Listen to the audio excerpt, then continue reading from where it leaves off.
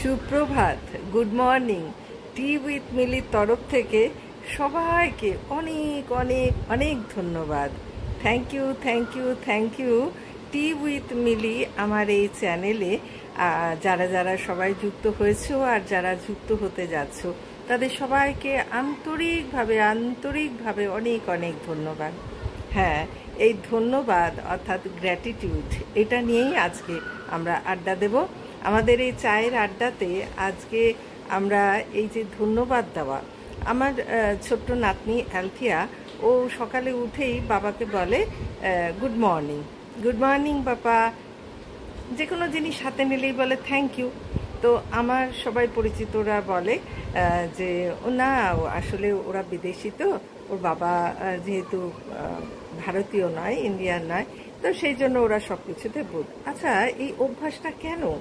এই good morning সকালে উঠে বাবা মাকে প্রথমে চোখ মেলেই যাকে দেখছি, বিশেষত বাবাকে বা মাকে, ছোট থেকে বড়রা সকলেই বলে, বিদেশিরা বলে গুড মর্নিং। আসলে এটা কি একটা স্টাইল? এটা কি একটা ফ্যাশন? কখনো না। কিন্তু আসলে সবার আগে আমরা বাবা মার জন্যই তো এই পৃথিবীর, এই এত সুন্দর পৃথিবীর আলো সৌন্দর্য সব কিছু দেখতে পেয়েছি না? তাহলে সবার আগে আমাদের কৃতজ্ঞ থাকা উচিত কার প্রতি? বাবা মার প্রতি। বাবা মাকেই তো সবার আগে ধন্যবাদ দেওয়া উচিত এবং সুপ্রভাত জানানো উচিত যে গোটা দিনটা, হ্যাভ আ নাইস ডে, গোটা দিনটা তোমার জন্য আমি শুভ কামনা করছি। এই অন্যের জন্য যে শুভ কামনা করা, অন্যের জন্য যে ভালো একটা চিন্তা আমি যে এক্সপ্রেস করলাম, এই যে আমার এই বাতাসে, আমার চারপাশের যে বায়বীয় মণ্ডল যেটা আছে, চারপাশে যখন আমার কাছ থেকে একটা পজিটিভ, একটা ভালো ভাইব্রেশন উঠে এলো, বাতাসে ছড়িয়ে পড়লো, এই তরঙ্গটাই গোটা পরিবারের পরিবেশটাকে, গোটা বাড়িটাকে কিন্তু খুব সুন্দর একটা পজিটিভ, একটা ভালো, একটা সুস্থ, শান্তিপূর্ণ একটা বাতাবরণের সৃষ্টি করে দেবে।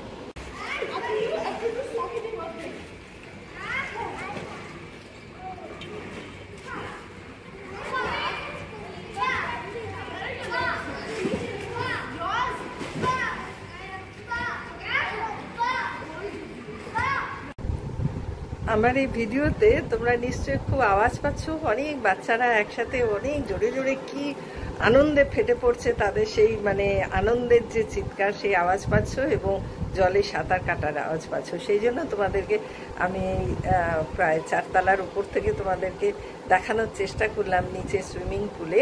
সামার ভ্যাকেশন শুরু হয়ে গেছে, বাচ্চারা সব সাঁতার কাটছে, সকাল থেকে শুরু হয়ে যায়, প্রায় 6:30 7টা থেকে সবাই এখানে আনন্দ করে। যত ছোট্ট বাচ্চা, 6 মাসের বাচ্চা, তাকে নিয়েও বাবা মা নিয়ে এসে জলের মধ্যে সাঁতার কাটার চেষ্টা করে।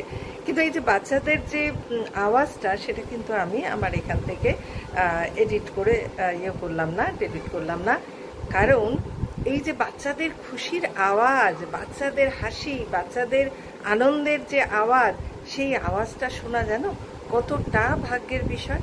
কারণ এই পৃথিবীতে একমাত্র শিশুরাই অনাবিল আনন্দে এত উচ্ছ্বসিতভাবে হাসতে পারে। সেই হাসির যে পজিটিভ ভাইব্রেশন, সেটা পাওয়া অত্যন্ত সৌভাগ্য আজকের দিনে। কারণ আমরা জানি, বড় বড় মনীষীরা বলে গেছেন যে প্রত্যেক মানুষ যে শিশুকে ভালোবাসতে পারে, যে ফুল দেখে আনন্দে, যে কোনো ফুল, একটা ছোট্ট ঘাস ফুল দেখেও যার আনন্দে, ভেতরটা আনন্দে ভরে যায়, তিনি ঈশ্বরের আশীর্বাদ লব্ধ একজন মানুষ। তো সেই জন্য সচরাচর তো আজকাল আর বাচ্চা কাচ্চাদের কাছে পাওয়া যায় না, এবং তাদের হাসি উল্লাস আনন্দের ভাগিদার হওয়া যায় না। তাই তোমাদেরকেও এর অংশীদার করে নিলাম। আসলে এটার জন্য এই যে সুইমিং পুলে নীল জল, এই যে খোলা আকাশ, সব কিছুকে অসংখ্য অসংখ্য ধন্যবাদ। হে ঈশ্বর, তিনি যে আমাকে এই সুযোগ দিয়েছেন, এই সুন্দর পৃথিবীকে দেখার মতো আমাকে যে দৃষ্টিশক্তি দিয়েছেন, শ্রবণ শক্তি দিয়েছেন, সব কিছুর জন্য অনুভব করার শক্তি দিয়েছেন, তার জন্য কাকে ধন্যবাদ দেব? আমার সৃষ্টিকর্তা যিনি আমার মা, যিনি আমার বাবা, আর সেই সাথে সেই পরম শক্তিমান ঈশ্বরকে। তার প্রতি আমরা নতমস্তক হয়ে বারবার ধন্যবাদ দেব। যত বেশি গ্র্যাটিটিউড জানাবো, যত বেশি ধন্যবাদ জানাবো, ততই ঈশ্বর আমাকে সমস্ত ছোট বড় সব রকমের আনন্দে আমাকে ভরিয়ে তুলবেন। তার আশীর্বাদ আমার উপরে বারবার কিন্তু ছড়ে পড়বে। তাই প্রতি মুহূর্তে আমাদের কিন্তু উচিত প্রত্যেকটা ছোট ছোট জিনিসের জন্য কৃতজ্ঞ হওয়া, অর্থাৎ ধন্যবাদ জানানো। প্রত্যেকটা কিছুর জন্য আমাদের মনের মধ্যে কৃতজ্ঞ হওয়া, আনন্দিত হওয়া। আমার মনে হয় গ্র্যাটিটিউড জানানোর জন্য, অর্থাৎ এই বিশ্ব পৃথিবীকে বা ঈশ্বরকে ধন্যবাদ জানানোর জন্য, কৃতজ্ঞতা জানানোর জন্য এমন কিছু বিরাট পরিশ্রমের ব্যাপার নয়। মনের মধ্যে একটা গভীর ভালোবাসা, গভীর একটা আনন্দ নিয়ে আমাদেরকে সব কিছুর জন্য ধন্যবাদ জানানোর একটা অভ্যাস তৈরি করতে হবে। আসলে ধন্যবাদ জ্ঞাপনের ব্যাপারটা আমাদের কিন্তু 3 ভাগে ভাগ করে নিতে হবে। শুধু এই যে অতীতের কথা, অতীতে আমরা অনেক ঝড় ঝাপটা প্রত্যেকের জীবনে থাকে। প্রত্যেকের জীবনেই অনেক না পাওয়া, অনেক মানে আশা আকাঙ্ক্ষা পূর্ণ না হওয়ার কাহিনী আছে, ঘটনা আছে। কিন্তু সেগুলোকে বাদ দিয়ে আমরা যা কিছু পেয়েছি, যেটা থেকে আনন্দ পেয়েছি, যতটুকু আনন্দ পেয়েছি, এবং সেই ভরা আনন্দের কথা বারবার আমাদেরকে মনে করতে হবে এবং ঈশ্বরকে তার জন্য ধন্যবাদ জানাতে হবে।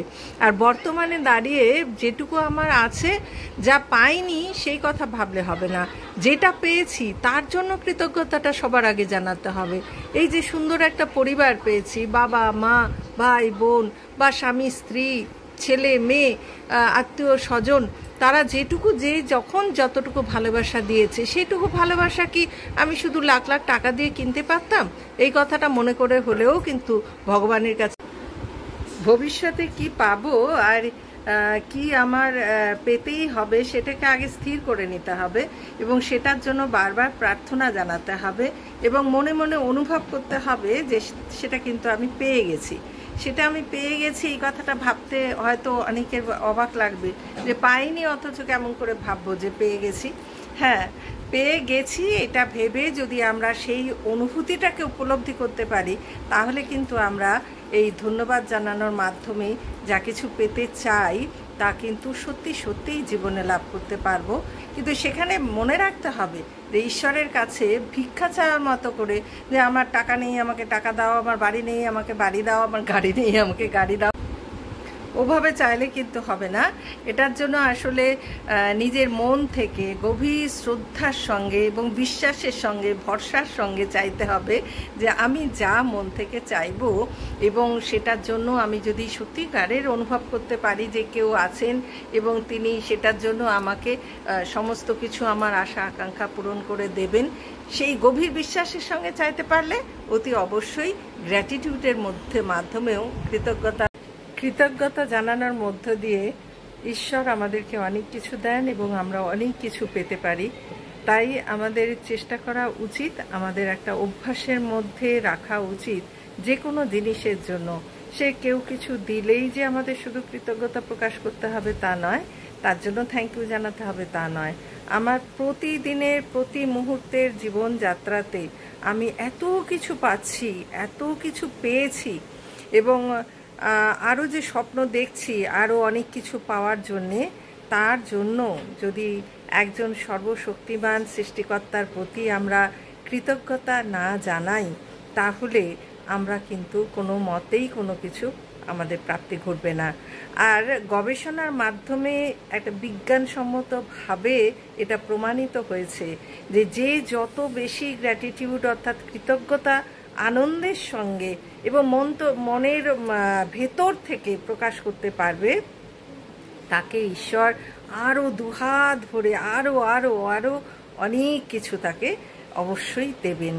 এই প্রমাণিত সত্যকে বিশ্বাসের সঙ্গে রেখে মেনে রেখে যদি আমরা আমাদের জীবন পথে নিত্যদিনের জীবনযাত্রাতে আমরা আমাদের মনের ভিতরে সেই স্বপ্নগুলোকে সারাক্ষণ অনুরণিত করতে পারি, অর্থাৎ সবসময় ভিজুয়ালাইজেশন করতে পারি, দেখার চেষ্টা করতে পারি এবং অনুভব করতে পারি হ্যাঁ এটা আমি পেয়ে গেছি, তিনি আমাকে দিয়েছেন, তার জন্য তাকে ধন্যবাদ জানাচ্ছি। এই ধন্যবাদ জানাতে জানাতেই আমাদের প্রাপ্তি যোগ ঘটবে।